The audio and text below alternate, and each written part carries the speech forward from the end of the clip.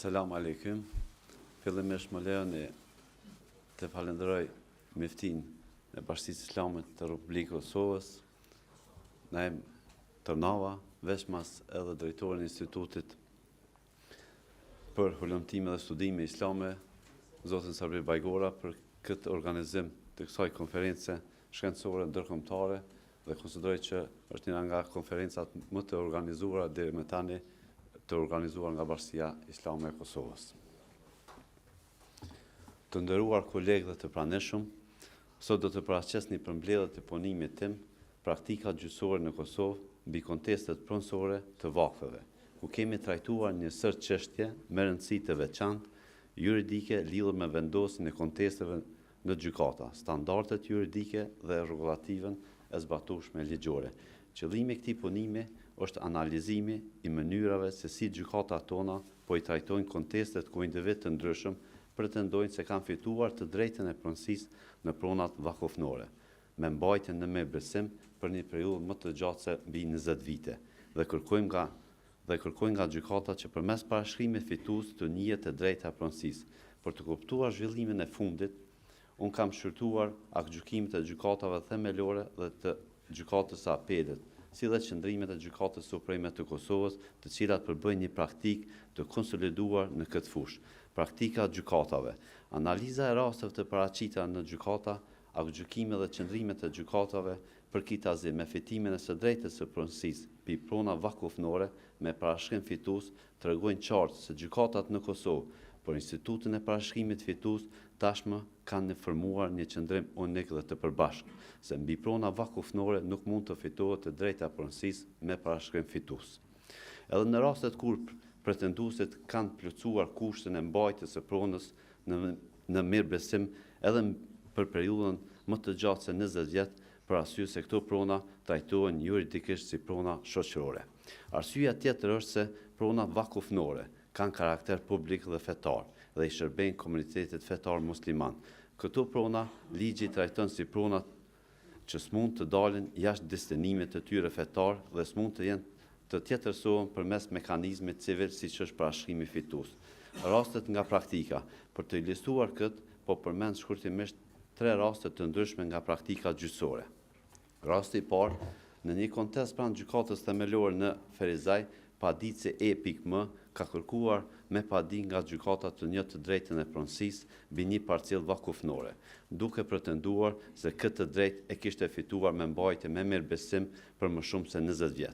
Me aktgjykimin CNR 464, thyje për 14, të datës 26/19/2018, gjykata shkallës parë e refuzoi padinë dhe kërkes padinë e paditësit si të pabazuar, ndërsa gjykata e apelit të Kosovës në Prishtinë, me aktgjykimin ACNR 1283, thyje për 19, të datës 19/05/2021, e vërtetoi këtë aktgjykim me arsyetimin se prona vakufnore, si pronë shoqërore, nuk mund të jetë objekti i fitimit të së drejtës së pronësisë me parashkrim fitues.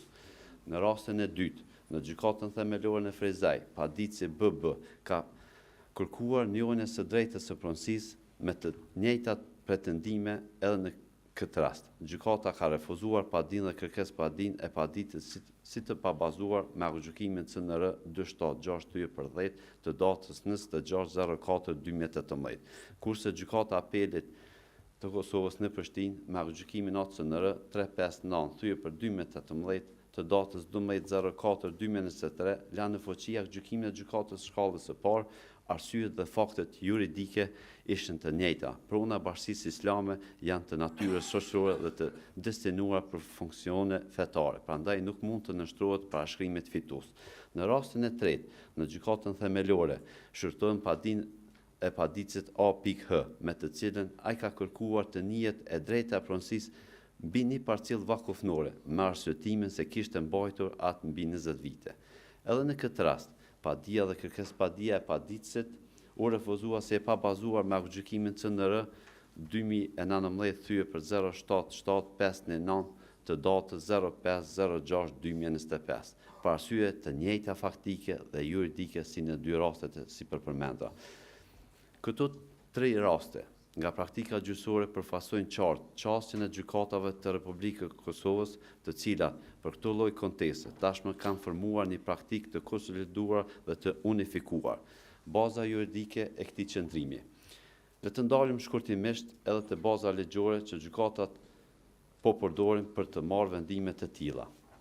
Në Kushtetutën e Republikës së Kosovës në 46 paragrafi 1 përcakton: e drejta e pronës është e garantuar, ndërsa në paragrafin 2 shfrytëzimi i pronës rregullohet me ligj në pajtim me interesin publik. Në paragrafin 3 të këtij neni askush nuk do të privohet në mënyrë arbitrare nga prona.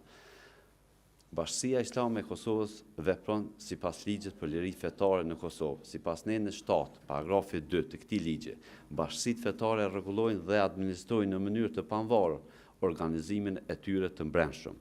Ndërkaq në nenin 12, paragrafi 3, përcaktohet se bashkitë fetare kanë të drejtë pronësisë, posedimit, gëzimit dhe institucionet të tjera, donacioneve, objekte të shenjta dhe të fondeve që dedikohen për dhurim, mësim dhe mirëqenie.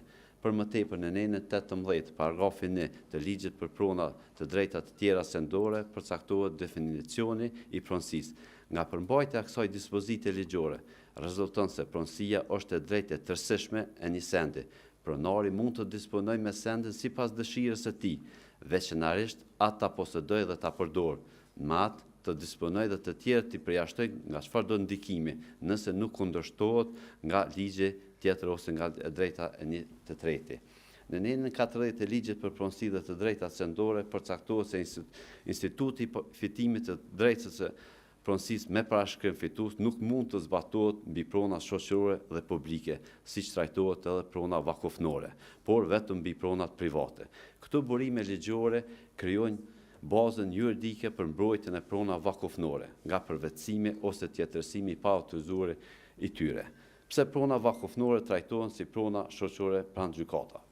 Pronat vakufnore historikisht kanë qenë në funksion fetar, edukativ, humanitar. Asnjëherë nuk kanë pasur dhe nuk kanë as tani karakter të pronës private dhe nuk kanë qenë të destinuara për të kaluar në pronësi private. Për këtë arsye edhe sot ato mbrohen nga ligji si prona në funksion publik fetar. Gjykimet e tyre, gjykata kosovare e kanë vendosur qartë pronën vakufnore në kategorinë e pronës shoqërore dhe kjo kategori është përjashtuar nga zbatimi i institutit të parashkrimit fitues, pikërisht për të ruajtur integritetin dhe qëllimin e pasurisë fetare vakufnore. Rëndësia e praktikës së unifikuar gjyqësore. Duke unifikuar praktikën gjyqësore për institutin e fitimit e të drejtës së pronësisë me parashkrim fitues, tani është krijuar një siguri më e madhe juridike në qarkullimin juridik të patunshmërive. Dhe janë shmangur rastet kur gjykatat për të njëjta raste kanë marrë vendime kontradiktore. Në këtë rast, praktika unifikuar ndihmon në mbrojtjen e pronave vakufnore nga tjetërsimi pa autorizuar, ruajtjen e funksionit të tyre fetar dhe social, forcimin e besimit të publikut në gjykata, harmonizimin e standardet të vendimarrjes gjyqësore. Si përfundim, standardet e krijuar në praktikën gjyqësore, lidhur me kontestet pronësore të ngritura ndaj Bashkisë Islame të Kosovës mbi prona vakufnore, kanë kontribuar në konsolidimin e praktikës gjyqësore në vend, ashtu që sot gjykatat kosovare kanë qëndrim unik dhe të qartë se mbi prona vakufnore si prona të Bashkisë Islame të Kosovës nuk mund të fitohet e drejta e pronësisë me parashkrim fitues, sepse ato trajtohen si prona shoqërore dhe si të tilla janë të mbrojtura edhe me ligj.